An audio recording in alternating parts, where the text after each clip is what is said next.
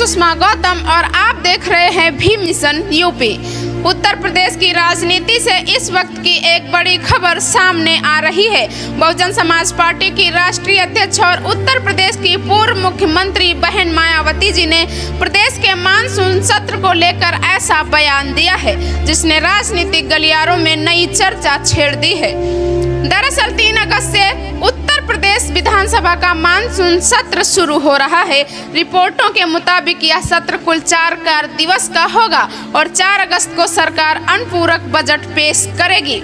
लेकिन खैर, मुद्दा सिर्फ 4 दिन के सत्र का नहीं है। असली सवाल यह है कि क्या इतने कम समय में प्रदेश के करोड़ों जनता से जुड़े मुद्दों पर गंभीर चर्चा हो पाएगी? क्या किसानों की समस्याएं, बेरोजगारी, कानून व्यवस्था, शिक्षा व्यवस्था और विकास जैसे महत्वपूर्ण विषयों पर पर्याप्त बहस होगी, या फिर यह सत्र भी राजनीतिक बयानबाजी, आरोप प्रत्यारोप और हंगामे तक ही सीमित रह जाएगा? इन्हीं सवालों को लेकर बहन मायावती जी ने अपनी प्रतिक्रिया दी है। उन्होंने कहा है कि जनता की अपेक्षा है कि उत्तर प्रदेश विधानसभा का यह मानसून सत्र देश और जनहित के लिए समर्पित होना चाहिए। यह सत्र संसद की तरह केवल राजनीतिक खींचातान, दलगत राजनीति और शोर शराबे का मंच नहीं बनना चाहिए, बल्कि जनता के असली मुद्दों पर गंभीर चर्चा का माध्यम बनना चाहिए।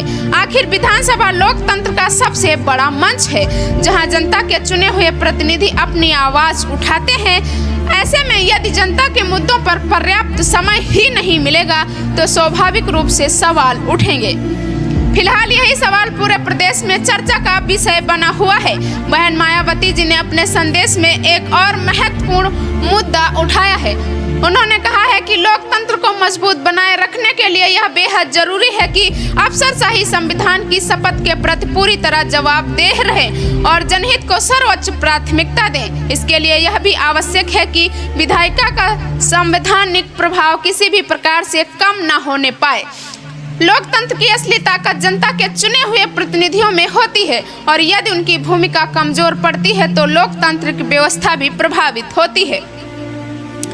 खैर, बहन मायावती जी की यह चिंता नई नहीं है। इससे पहले भी वे कई बार संविधान, लोकतंत्र और सामाजिक न्याय से जुड़े मुद्दों पर अपनी स्पष्ट राय रखती रही हैं। इस बार भी उन्होंने विधानसभा के छोटे होते सत्रों को लेकर सवाल उठाया है। उन्होंने पूछा है कि यदि विधानसभा का सत्र लगातार छोटा होता जाएगा तो क्या जनता के मुद्दों पर गंभीर चर्चा संभव हो पाएगी?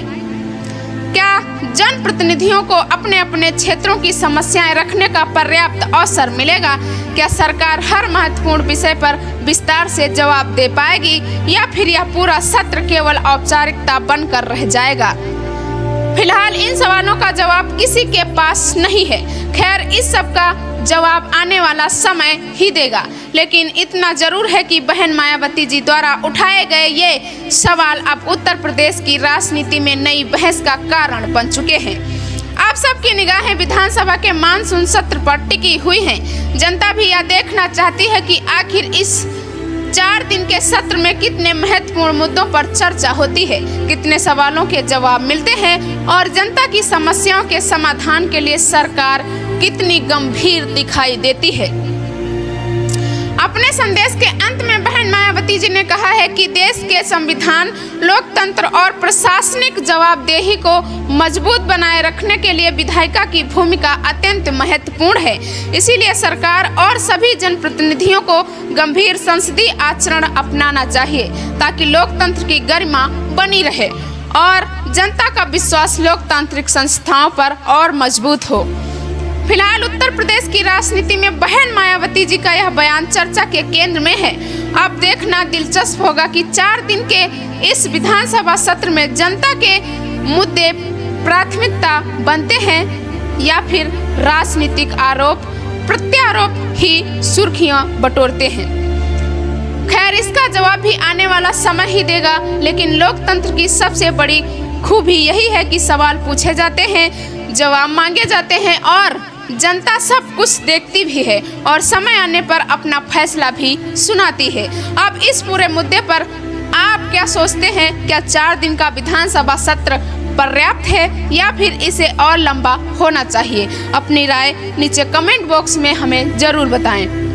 अगर आपको यह वीडियो पसंद आया हो तो इसे लाइक और शेयर करें तथा भीम मिशन यूपी चैनल को सब्सक्राइब करना बिल्कुल ना भूलें। मैं सुषमा गौतम, मिलते हैं अगली बड़ी खबर और सटीक विश्लेषण के साथ। जय भीम, धन्यवाद।